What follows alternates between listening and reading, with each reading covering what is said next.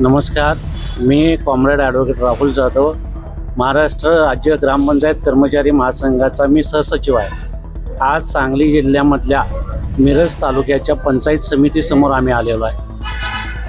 हे आंदोलन करत असताना ग्रामपंचायत कर्मचाऱ्यांचा साधारणतः 9 महिन्याचा फरक गेल्या वर्षभरापूर्वी 27,83,000 रुपये 190 आकृतीबंधातील कर्मचाऱ्यांचा पंचायत समितीला वर्ग झालेला आहे. तो वर्ग झालेला फरक वेळेत दिलेला नसल्यामुळं मागच्या मार्चला ही रक्कम परत गेली शासनाकडं. पुन्हा एकदा संघटनेनं पाठपुरावा करून गेल्या 1.5 महिन्यापूर्वी ही रक्कम जिल्हा परिषदेमार्फत पुन्हा एकदा पंचायत समितीला वर्ग करायला लावलेली आहे.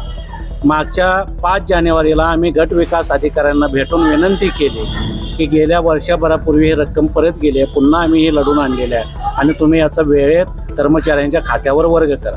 तरीसुद्धा त्यांनी त्याबाबत दखल घेतली नाही. म्हणून गेल्या आठवड्याभरापूर्वी आम्ही आमच्या सांगली जिल्हा ग्रामपंचायत कर्मचारी संघटनेमार्फत त्यांना निवेदन देऊन आजच्या तारखेचं अल्टिमेटम दिलं होतं आणि जर तुम्ही आजच्या तारखेपर्यंत 25 तारखेपर्यंत फेब्रुवारीपर्यंत जर ही रक्कम आमच्या कर्मचाऱ्यांच्या खात्यावर वर्ग नाही केली तर प्रशासनाच्या निष्फळ कारभाराविरुद्ध, अधिकाऱ्यांच्या बोंगळ कारभाराविरुद्ध आम्ही पंचायत समिती समोर येऊन बोंबाबोंब आंदोलन करणार अशी त्यांना आम्ही पत्राच्या माध्यमातून कळवलेलं होतं. मला सांगा की असं जरी असलं तरी जी शासनानं पंचायत समितीकडे रक्कम वर्ग केलेली होती जिल्हा परिषदेमार्फत, ती रक्कम तुमच्या खात्यावर टाकण्यामध्ये काय अडचणी होत्या का त्यावेळेला? यामध्ये अडचण कुठलीही नव्हती.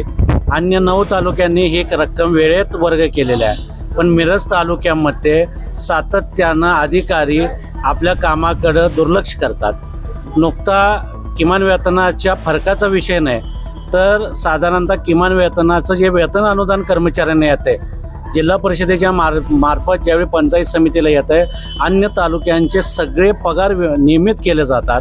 पण मिरज पंचायतीमध्ये ऑक्टोबरपासून गेले 4 ते 5 महिन्याचं वेतन अनुदान जाणीवपूर्वक कर्मचाऱ्यांच्या खात्यावर वर्ग केलं जात नाही. याच्यामध्ये कर्मचाऱ्यांच्या मनामध्ये संभ्रम आहे की आमच्या आलेल्या रकमेचं नेमकं काय होतं, त्या रकमेवरून पंचायत समिती व्याज मिळवायचा प्रयत्न करते का, अशा प्रकारचा संभ्रम आहे. कर्मचाऱ्यांमध्ये उद्रेक आहे.